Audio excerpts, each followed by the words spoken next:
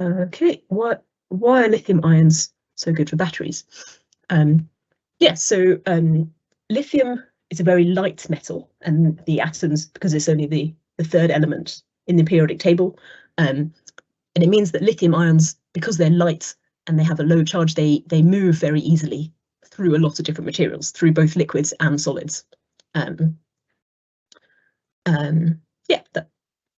there are other reasons I think that we look at lithium batteries, but people are looking into sodium and potassium also, the heavier versions. But lithium is the best because it's really light. Okay. I've heard that iron can be used in batteries. Is true? Yeah. So perhaps so iron is much heavier than lithium, and it won't necessarily do the thing of shuttling backwards and forwards the way the lithium does. But iron is used in batteries because what I didn't really explain in the slides is that when you take out the lithium, you've got, if you're taking out something that's positively charged, then we need to increase the positive charge of what's left behind in order to kind of balance.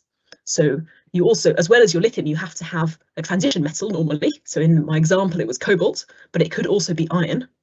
And that metal gets oxidized as you take out the lithium. So yes, there's a lithium iron phosphate at the moment that people are looking at, where it goes between iron 2+ and iron 3+, as you move lithium in and out.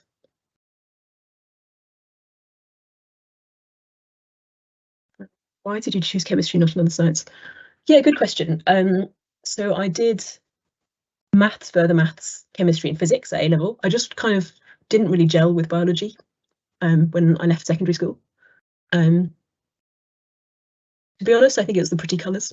That's what I always tell people now. But I really love it when I do a reaction and I get a nice colour. At the moment, they're all black powders, which is terrible. Yeah, it's particularly with transition metal work, you can get a lot of nice colours, nice patterns. Again, I love the geometry, I love the patterns of the solid state chemistry, and I think that kind of fed into it from an early stage. Just a bit more fun than physics, I thought.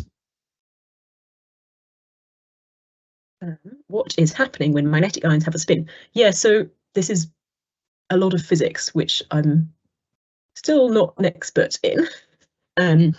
It's just it's a physics way of describing a property of that ion, called a quantum mechanical property. So there's this idea of quantum mechanics where things have unusual properties that they're not as physical in the same way as large scale systems. So it's a terrible way of explaining it. As an example, like you model at GCSE level, you draw atoms as you've got a nucleus in the middle, you've got electrons like flying around the edge, okay, in those little orbits. And in the slightly more advanced quantum mechanical description that you see at university and beyond, basically just have to have done a bit more maths to get there. Electrons are not really in one place exactly. They've got a sort of probability of being in any different place, but they can be in almost be in different places at the same time. And so we can also describe electrons as, rather than just being a particle, you can also describe them as a wave.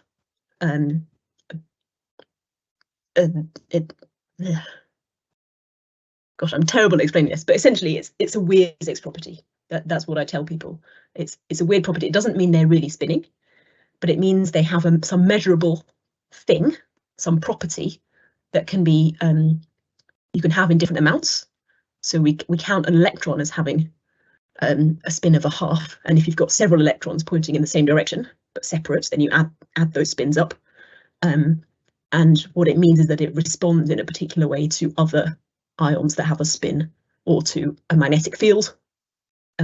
Yeah, I'm sorry, that doesn't sound like a very good answer, but you need to understand probably more maths than even I do after a PhD in it to really know what a spin is. It's the best experiment you've done, huh? I really enjoy doing the experiments with liquid ammonia, because you start with your metal and a powder in this tube, and then you condense the ammonia gas onto it by keeping the tube very cold. And so it goes from, it looks like there's nothing in there because it's just the gas. And suddenly, as it gets cold, it goes to this beautiful deep blue colour, which is just really lovely. And that's quite fun. But I also got to go to Switzerland for an experiment just before Christmas, where I talked about the X-ray diffraction. You can also do that same kind of thing with different types of radiation, and you can also do it with neutrons, which, although they're particles, they can behave like a wave. Again, weird quantum stuff. But we fired neutrons at our sample in order to investigate the magnetic structure, and that was quite exciting. Being at a large-scale facility is, I guess, a bit like CERN, if anyone's been there, where they're doing lots and lots of experiments. Different users come from all over the world to measure their samples there, so that was quite exciting.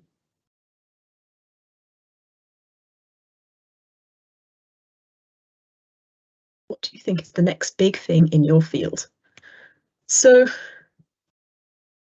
superconductivity is a really big thing. It's a really big topic at the moment, because the people are always looking for superconductors that work, that have their transition at a higher and higher temperature. And recently, it's kind of stalled.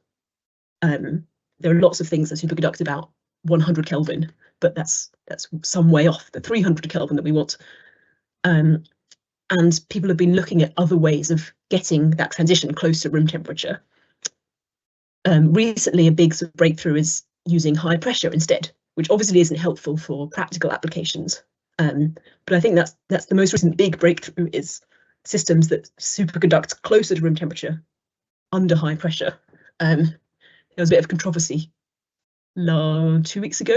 There was a big conference in the US, and somebody announced that they'd found a room temperature superconductor at a relatively low pressure, something like 1,000 times the atmospheric pressure or whatever. But that's a lot smaller than previous experiments. But there's controversy, as I said, because some other people have failed to reproduce their results. I'm sorry, what is Kelvin? Kelvin is a temperature scale. It's got gaps the same as Celsius, but it starts at absolute zero, which is, so at 0 Kelvin is minus 273 Celsius, and room temperature, like 25 Celsius, will be 300 Kelvin. So it's a scale that we typically use in science, particularly for stuff, rather than having loads of minus signs everywhere. We use Kelvin for low temperature data. Yeah, but I think that would be the most exciting next big thing, would be the superconductors at closer to room temperature.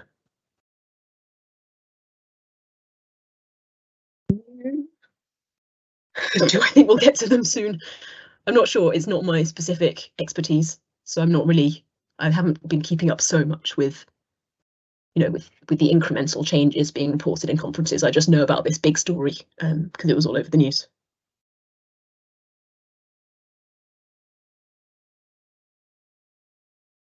Sorry, new question. What's next in your career? That is a very good question, because I don't really know what I want to do. So in the sort of academic pipeline, typically people will do a first degree and then a PhD, and then a couple of postdocs, these short-term contracts, before ideally getting a job as a lecturer, where you do a mixture of teaching and research, and then you get your salary for teaching, but you have to apply for research grants, apply for money from the government and from other sources to pay for people to do your research. The problem is that there are lots and lots of people who finish PhDs and not that many jobs as lecturers. And plus, I'm not sort of 100%. I've never been 100% set on I must be a lecturer. Just kind of exploring the career as I go. So I'm going to see what comes up in terms of what. So I've got another year left on this contract, and then I'm going to be looking for another postdoc job, hopefully, depending on what adverts come up.